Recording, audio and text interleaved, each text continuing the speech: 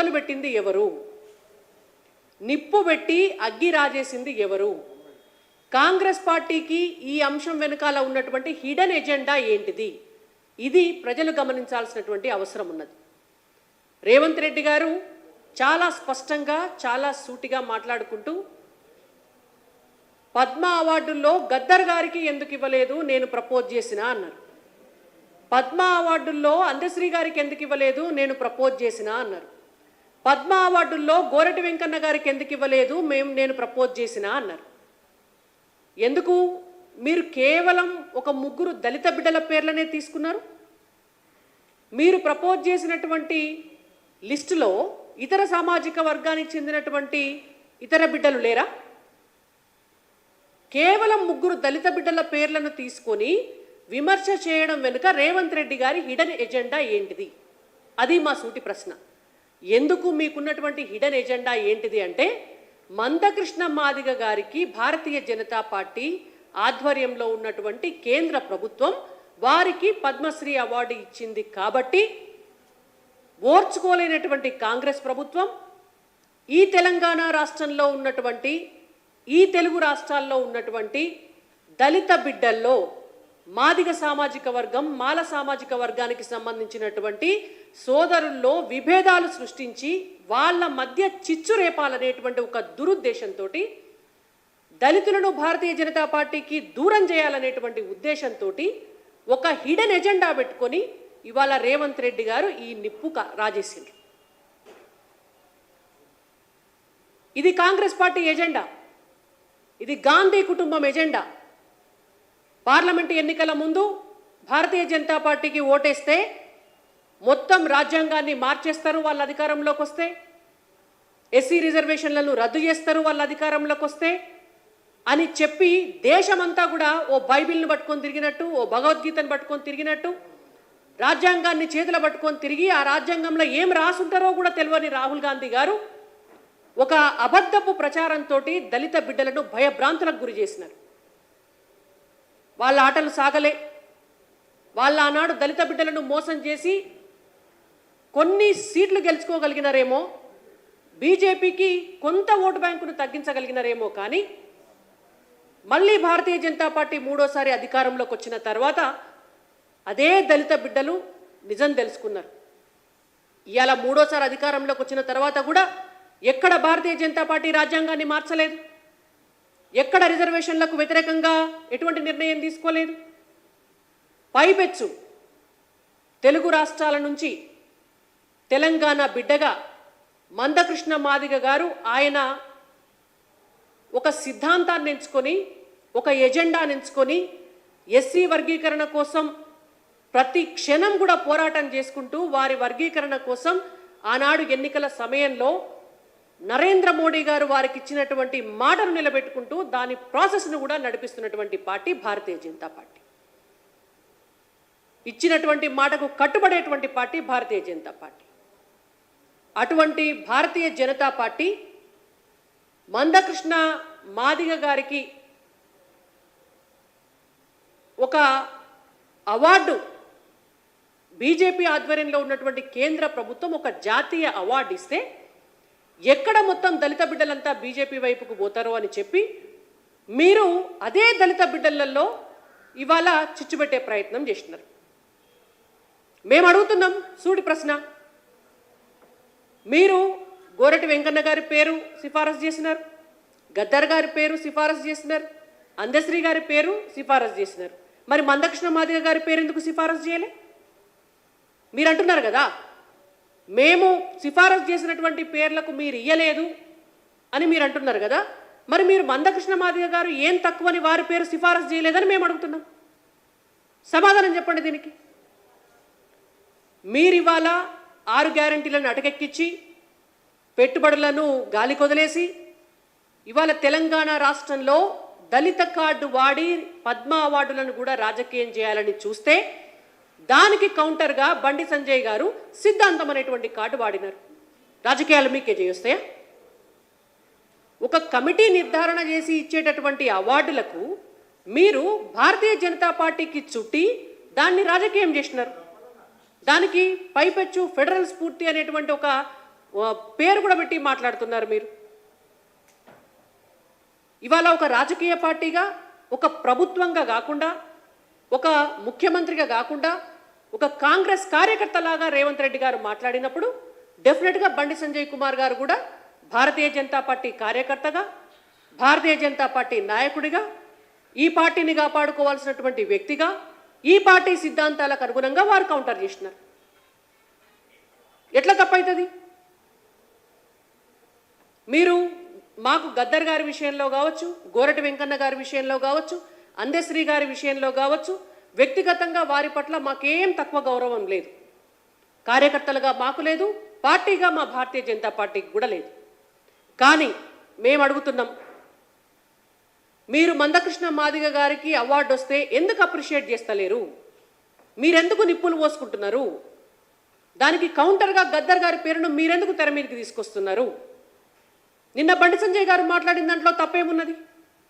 Yes, Gaddar గారు వారి సిద్ధాంతం మావోయిస్టు పార్టీకి అనుకూలమైనటువంటి సిద్ధాంతం, వారి సిద్ధాంతం నక్సల్బరీ ఉద్యమానికి అనుకూలమైనటువంటి సిద్ధాంతం, వారి సిద్ధాంతం పోలీసులను ఊచకొత కోసినటువంటి సిద్ధాంతం, వారి సిద్ధాంతం జాతీయవాదానికి అనుకూలంగా ఉన్నటువంటి విద్యార్థులను, నాయకులను చంపినటువంటి సిద్ధాంతం, వారి సిద్ధాంతం ఆనాడు ఉన్నటువంటి పరిస్థితుల్లో దళిత బహుజన బిడ్డలందరినీ కూడా పాటలతోటి ప్రేరేపించి నక్సల్బరీ ఉద్యమం వైపు ఉరికించి అటువైపు ప్రోత్సహించినటువంటి సిద్ధాంతం, వారి సిద్ధాంతం బీజేపీకి వ్యతిరేకమైనటువంటి సిద్ధాంతం. బతికున్న నాళ్ళు నేను ఓటు బ్యాంకు రాజకీయాలకు వ్యతిరేకం, నేను ఓటు కూడా వేయనని చెప్పి ఎన్నికలను రద్దు చేయాలి, ఎన్నికలు అనేటువంటిది సిద్ధాంతానికి నేను వ్యతిరేకం అన్నటువంటి వ్యక్తి చనిపోయే కొద్ది కాలం ముందు వారి సిద్ధాంతాలన్నిటికీ కూడా తిలోదకాలు ఇచ్చి వారు వ్యతిరేకించినటువంటి రాజకీయ పార్టీలో చేరినారు. వారు వ్యతిరేకించినటువంటి ఎన్నికల్లో పోటీ చేస్తామన్నారు. వారసత్వ రాజకీయాలకు వ్యతిరేకంగా ఉన్నటువంటి గద్దర్ గారు వారి కుమారుడికి పదవి నాశించినారు. దేవుడే లేడు అని చెప్పినటువంటి గద్దర్ గారు యాదగిరిగుట్టకు పోయి లక్ష్మీనరసింహస్వామి వారికి దండం పెట్టుకున్నారు.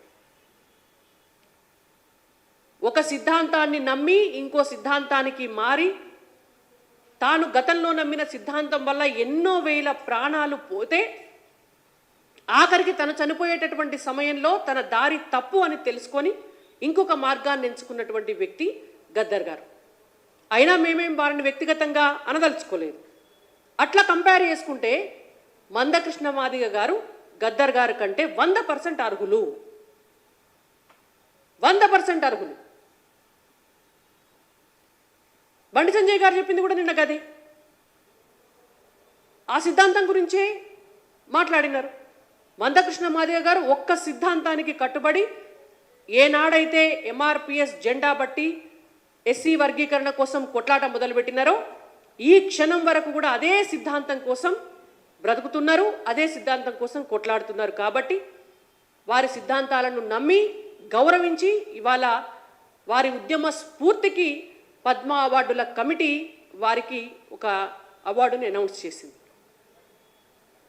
దాన్ని అర్థం చేసుకోలేని రేవంత్ రెడ్డి గారు, కాంగ్రెస్ పార్టీ నాయకులు గద్దర్ గారి పేరును తెర మీదకి తీసుకొచ్చి బండి సంజయ్ గారు అన్నటువంటి మాటలను వక్రీకరించి దాంట్లో పెడార్థాలు తీసుకొచ్చి మాట్లాడుతున్నారు. మీకైతే ఎట్లయితే పార్టీ కార్యకర్తలుగా మీకు ఒక ఐడియాలజీ ఉంటుందో భారతీయ జనతా పార్టీ కార్యకర్తలకు కూడా బరాబర్ అట్లనే ఒక ఐడియాలజీ ఉంటుంది.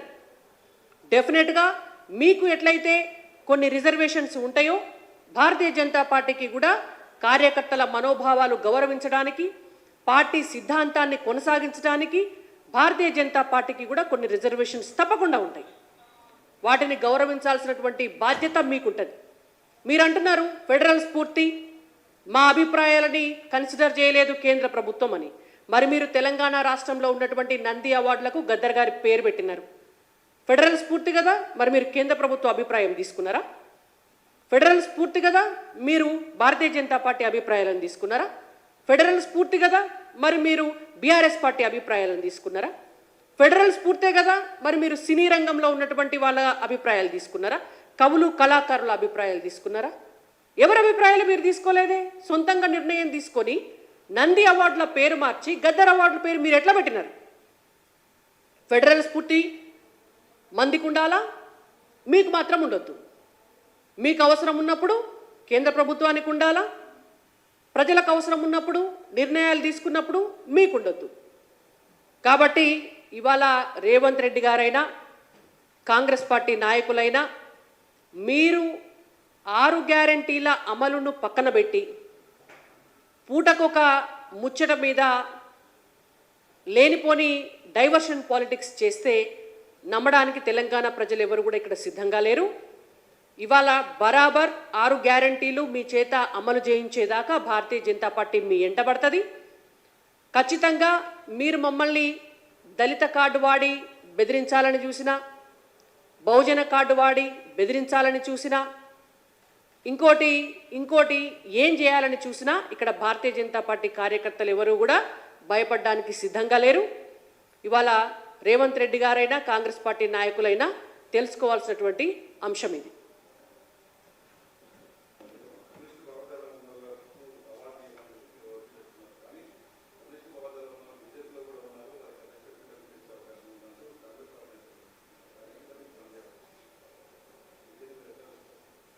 అంటే ఒకటి, ఇవాళ భారతీయ జనతా పార్టీ అధ్యక్షులుగా ఎవరిని నియమించాలి అనేటువంటిది మా పార్టీ అధిష్టానం తీసుకునేటువంటి అంశం. డెఫినెట్గా మా అధిష్టానం ఏ నిర్ణయం తీసుకున్నా కూడా కార్యకర్తల మనోభావాలను గౌరవిస్తారు. రేపటి నాడు పార్టీ భవిష్యత్తుకి ఎవరు అవసరం అనేటువంటిది చూస్తారు.